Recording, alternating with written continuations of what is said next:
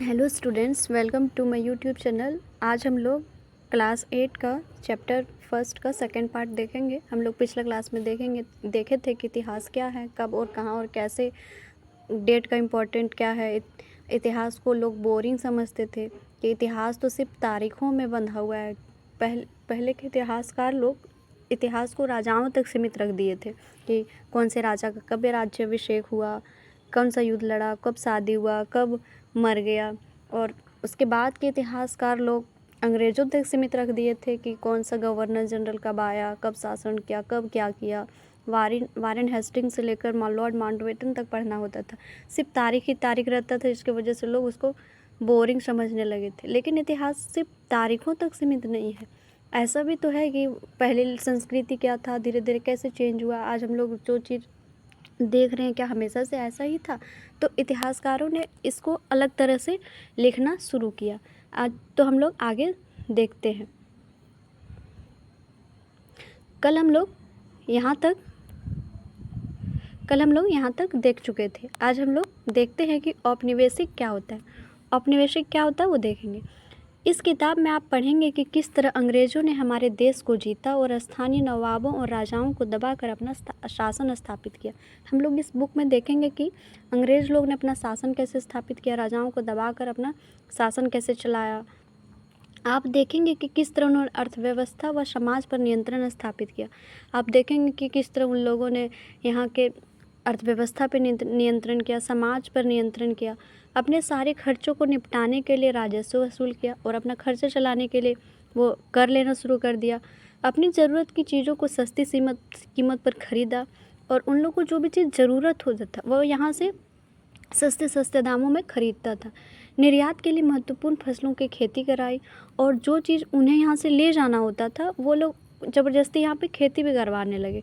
इन सारी कोशिशों के कारण क्या बदलाव आए, हम लोग इस बुक में देखेंगे कि अंग्रेज़ों के इस कोशिशों के कारण यहाँ क्या क्या बदलाव आए। आप यह भी जानेंगे कि ब्रिटिश शासन के कारण यहाँ की मूल मान्यताओं और पसंद नापसंद, रीति रिवाजों और तौर तरीक़ों में क्या बदलाव आए।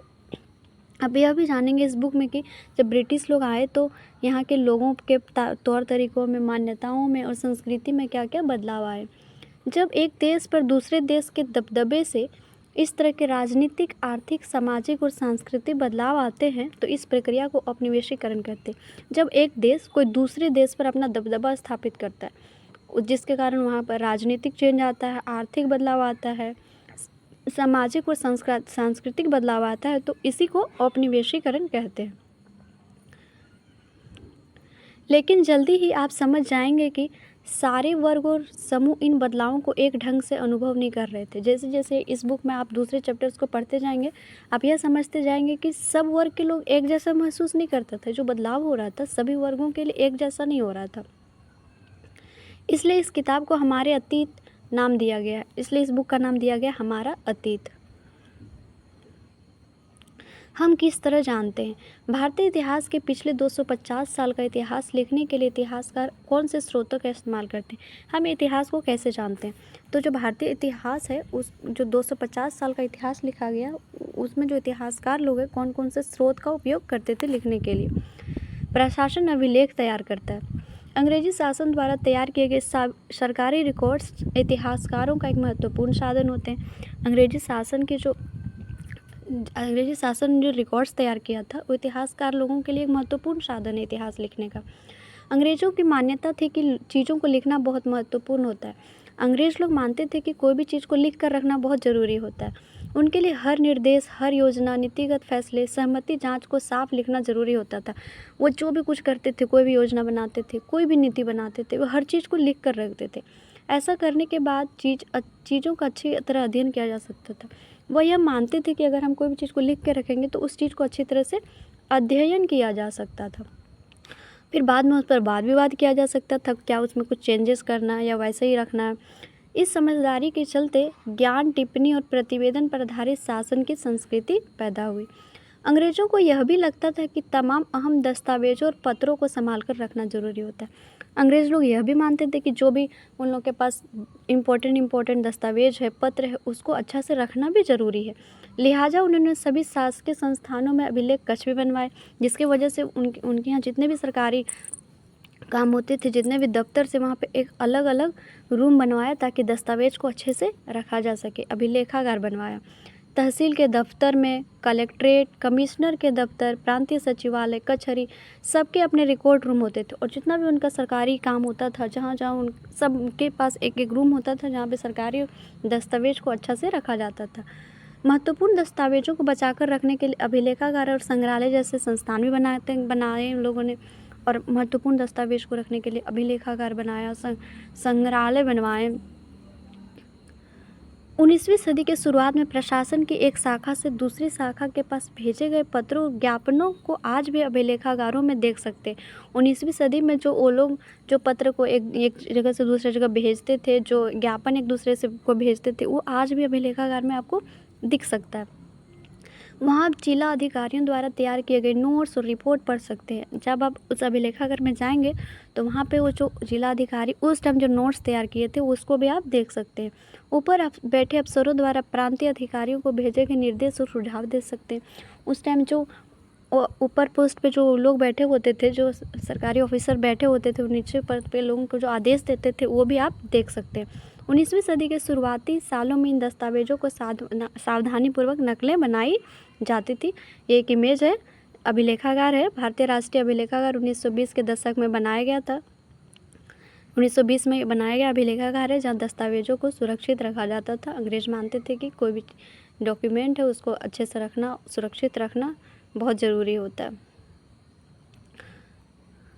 उन्हें खुशनवीसी के माहिर लिखते थे। खुशनवीसी या सुलेखनी ऐसे लोग होते हैं जो बहुत सुंदर ढंग से चीज़ें लिखते हैं। वो उस टाइम जिसका राइटिंग्स बहुत अच्छा था उनको रखते थे, जो अच्छा लिखते थे, क्योंकि वो सब उस टाइम सब हैंड से लिखा होता था। 19वीं सदी के मध्य तक छपाई तकनीक भी फैलने लगी, लेकिन जैसे जैसे टाइम बीतता गया छपाई तकनीक फैलने लगा। इन तकनीक के सहारे प्रत्येक सरकारी विभाग की कार्रवाइयों दस्तावेज की कई प्रतियाँ बनने लगी। और जैसे छपाई का तकनीक फैला तो लोग अब लिखने से ज़्यादा लोग छपाई करने लगा। और फिर एक पहले लिख के एक ही प्रति रखता था, लेकिन अब कई कई प्रतियाँ छपने लगी। सर्वेक्षण का बढ़ता महत्व। औपनिवेशिक शासन के दौरान सर्वेक्षण का भी चलन महत्वपूर्ण होता गया। और जब ये औपनिवेशिक शासन चालू हुआ तो सर्वेक्षण का महत्व, अंग्रेज मानते थे कि सर्वेक्षण बहुत ज़रूरी है। अंग्रेज़ों का विश्वास था कि किसी देश पर अच्छी तरह शासन चलाने के लिए उसको सही ढंग से जानना बहुत ज़रूरी होता है। अंग्रेज मानते थे कि अगर किसी देश पर शासन चलाना है तो वहाँ उसके बारे में जानना बहुत ज़रूरी है कि वो कैसा है।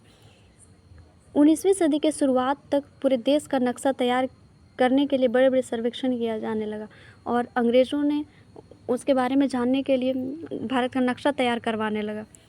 गांव में राजस्व सर्वेक्षण किए गए और गांव में भी सर्वेक्षण शुरुआत कर दी। इन सर्वेक्षणों में धरती की सतह, मिट्टी की गुणवत्ता, वहाँ मिलने वाले पेड़ पौधों और जीव जंतुओं, स्थानीय इतिहासों व फसलों को पता लगाया जाता था। इस सर्वेक्षण में पता करते थे कि वहाँ की मिट्टी कैसा है, वहाँ का वातावरण कैसा है, वहाँ के पेड़ पौधे क्या क्या है, कौन कौन सा जंतु है, कौन कौन सा फसल लगाया जाता है, इन सब के बारे में वो सर्वेक्षण करने लगे।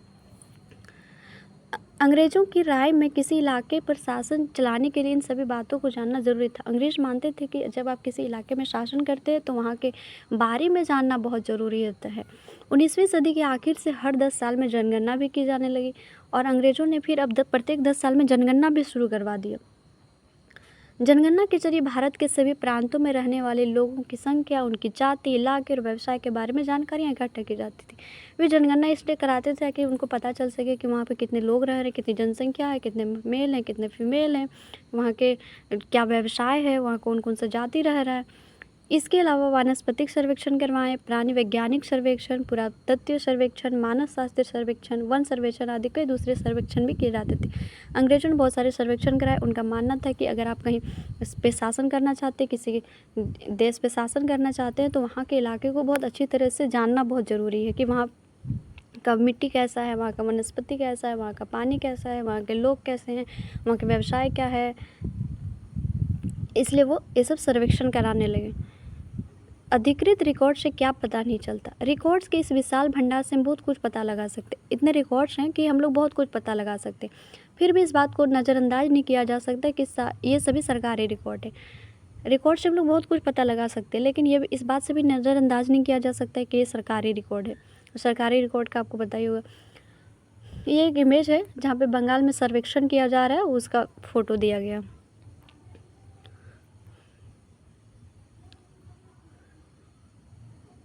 ये 1857 के विद्रोह का फ़ोटो है। कोई भी फिगर को देखते तो उसको ध्यान से देखना चाहिए, इससे पता चलता है कि वो जो छाप रहा था उसके मन में क्या चल रहा था, वो कैसा सोचता था।